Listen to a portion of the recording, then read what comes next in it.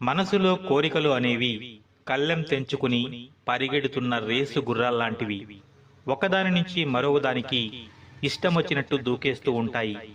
విచక్షణ, ఏకాగ్రత, దృఢ సంకల్పంతో ఆ కోరికలు అనే గుర్రాలని అదుపులో పెట్టగలిగితే నిన్ను మించిన స్థితప్రజ్ఞుడు మరొకడు ఉండడు. వానలో నువ్వు తడవకుండా నీడగా ఉన్న గొడుగే వాన ఆగిపోయాక మోయడానికి బరువుగా అనిపిస్తుంది. అలాగే ఎవరికైనా కష్టం వస్తే అప్పు ఇచ్చి ఆదుకున్నప్పుడు దేవుడిలా కనిపించే నువ్వే అవసరం తీరిపోయాక రాక్షసుడిలా కనిపిస్తావు. ఈ లోకం తీరు అంతే. వాళ్లకు నీతో అవసరం ఉన్నంత వరకే ఎవరితోనైనా నమ్మకంగా ఉంటారు. అవసరం తీరిపోయాక వెన్నుపోటు పొడుస్తూ ఉంటారు. గుర్తుపెట్టుకో, మోసం చేయడం తప్పైతే మోసపోవడం కూడా తప్పే. అది తెలుసుకుని అనుక్షణం అప్రమత్తంగా ఉండడం నేర్చుకో. ప్రాణం ఉన్నంత వరకే మట్టి నీ కాళ్ల కింద ఉంటుంది. ప్రాణం పోయాక అదే మట్టి నీ శరీరం పైకి వస్తుంది. నిన్ను నువ్వు కోల్పోయి సంపాదించిన డబ్బు, గొప్ప కోసం అప్పులు చేసి కట్టుకున్న బంగ్లాలు, ప్రేమను కురిపించిన నీ స్నేహితులు, కోపం తెప్పించిన నీ శత్రువులు ఎవ్వరూ నీతో రారు. దేన్ని నీతో తీసుకెళ్లలేవు. నువ్వు చేసిన పనుల వల్ల వచ్చిన పాపం, పుణ్యం తప్ప. అందుకే రేపటి కోసం పరుగులు తీస్తూ ఈ క్షణాన్ని వృధా చేసుకోవద్దు. ఈ రోజు నీది, ఈ రోజే నీది. రేపనేది నీది కాదు, అది నీ చేతుల్లో లేదు. కాబట్టి ఇప్పటి నుంచి ప్రతి క్షణం నీకోసం నువ్వు బ్రతుకు, నీలా నువ్వు బ్రతుకు. మన క్యారెక్టర్ గురించి ఒకరు వేలెత్తి చూపిస్తున్నారు అంటే దాని అర్థం వాళ్లకు నచ్చినట్టు నువ్వు బతకడం లేదని. అంతేకాని నీ క్యారెక్టర్ చెడ్డదని కాదు. వాళ్ళు నీకన్నా గొప్ప నీతిమంతులని కాదు. విమర్శించే వాళ్ల కోసం నీ వ్యక్తిత్వాన్ని మార్చుకుంటే నిన్ను నీలా ఇష్టపడే ఎంతో మందికి నువ్వు దూరమైపోతావు.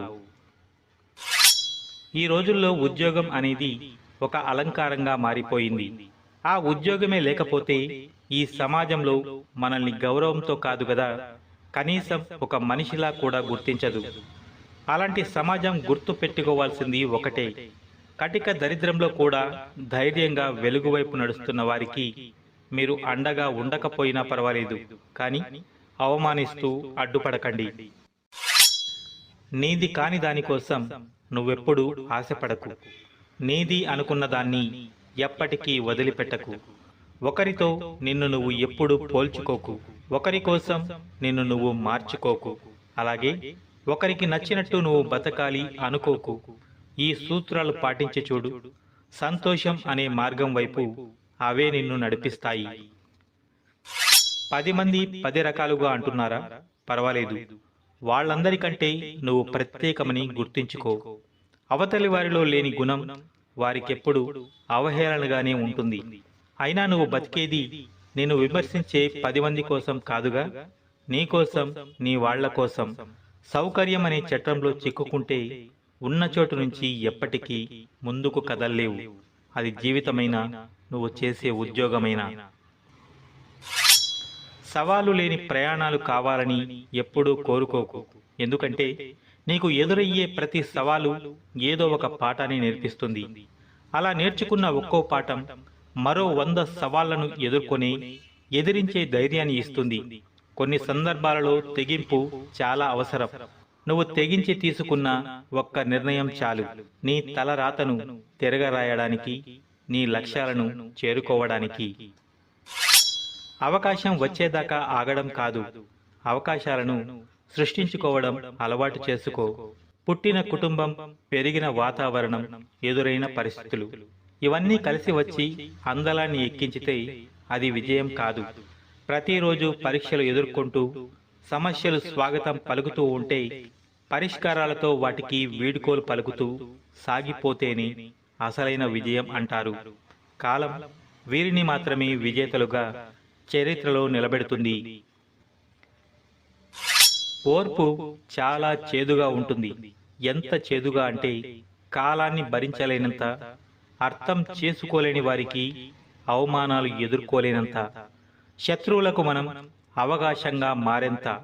కానీ పరిస్థితులన్నింటినీ ఓర్పుగా తట్టుకుంటే దాని నుంచి వచ్చే ప్రతిఫలం తీపి ముందు ఆ చేదు రుచిని తుడిచేస్తుంది.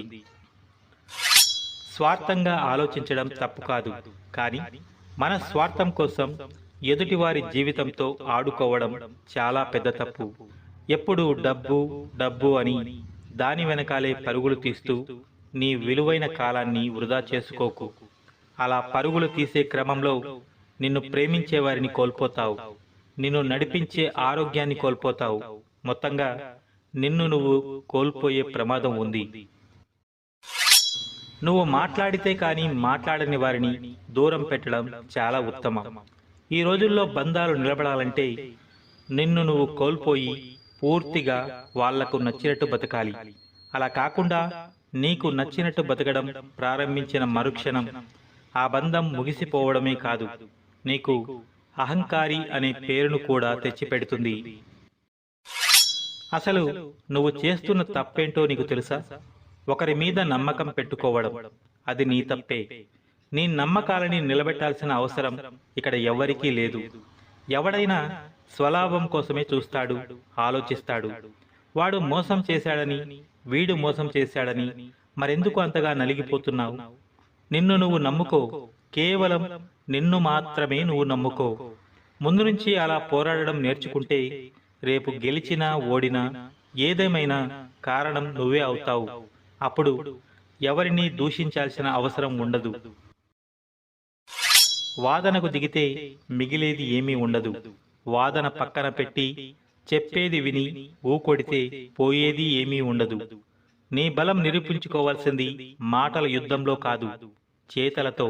నీ పౌరుషాన్ని చూపించాల్సింది ఉడుకుమోతు గుణంతో కాదు, విలువైన నీ ప్రతిభతో. అవతలివాడు నోరు ముయించాల్సింది, వాడికి లెక్క చెప్పాల్సింది చాలా ఉంటుంది. అదంతా నీ ఎదుగుదలతో మాత్రమే సాధ్యమవుతుంది. కలలు ఎన్నో కంటూ ఉంటాం, కన్న కలలు అన్నీ నెరవేరలేవు కదా.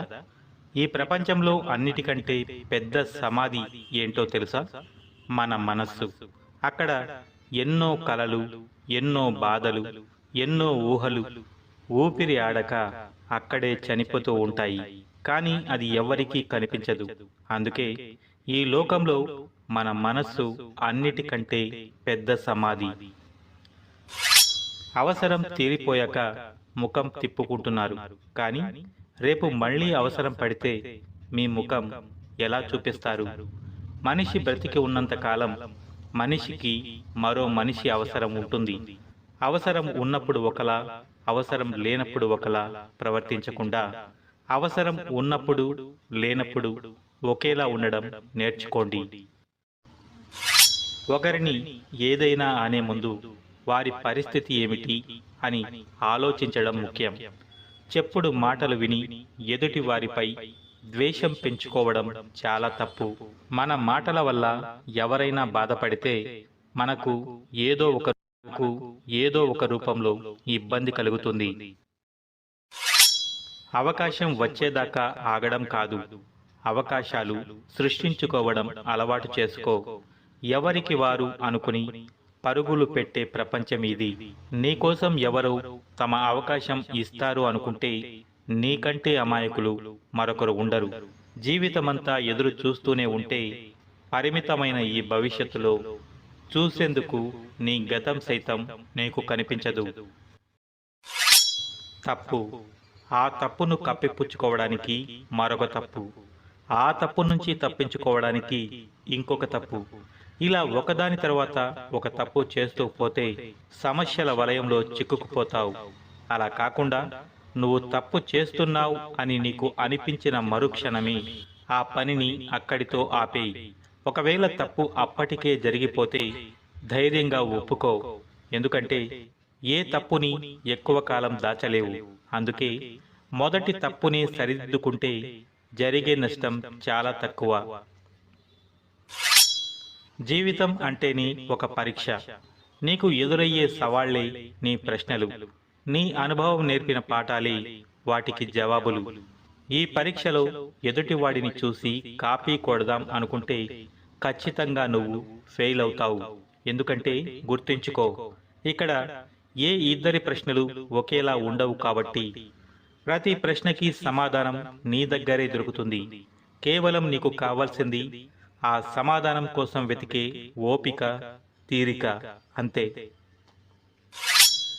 జీవితంలో మనం ఎవరితో కలిసి ఉండాలి అనుకుంటామో వారితో మనకు రాసి పెట్టి ఉండకపోవచ్చు.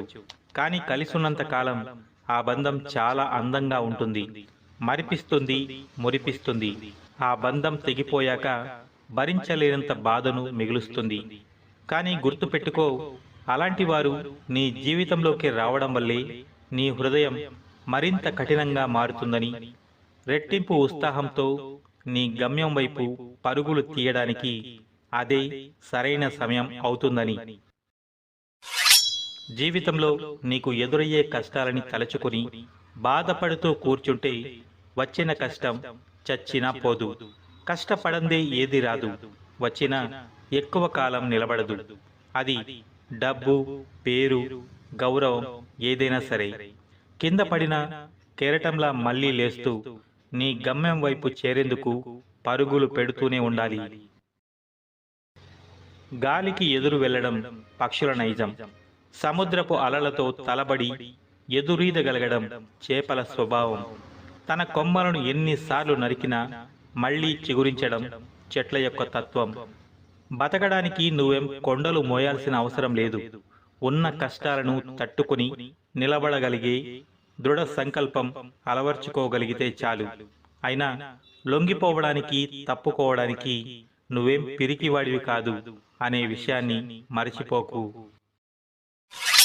నువ్వు చేసే ప్రతి పనిని పొగిడే ప్రతివాడు నీ మంచిని కోరుకునే మిత్రుడని, విమర్శించే ప్రతివాడు నీ చెడును కోరుకునే శత్రువని నువ్వు అనుకోకు. మోసపోతావు. విమర్శలన్నీ నిన్ను కిందకి లాగేవే కాదు, కొన్ని నువ్వు మెరుగుపడడానికి సహాయపడతాయి. అందుకే విమర్శలను కూడా సమానంగా స్వీకరించడం నేర్చుకోవాలి. ఒక పెళ్ళైన స్త్రీ పైన పరాయి మగవాడు కన్నేశాడు అంటే ఆమె భర్త వ్యసనపరుడు అయినా అయి ఉండాలి, లేదా ఎందుకు పనికిరాని అసమర్థుడైనా అయి ఉండాలి, లేదా ఆమె అలంకరణ మరియు ప్రవర్తన పరాయి మగవాడిని ఆకర్షించే విధంగా అయినా ఉండి ఉండాలి. ఇంట్లో కట్టుకున్న భర్త వ్యసనాలకు బానిసాయి అతని పరిస్థితి సరిగా లేకపోతే ఆ ఇంట్లో ఇల్లాలు వీధిలోని మగవాళ్లకు ఎప్పుడూ లోకువగానే కనపడుతుంది. కాబట్టి భార్య అలంకరణ భర్తకు నచ్చేలా ఉండాలి, కానీ బయట పరాయి పురుషులను ఆకర్షించే విధంగా ఉంటే ఆ ఇంట్లో భర్త నరకం అనుభవిస్తాడు.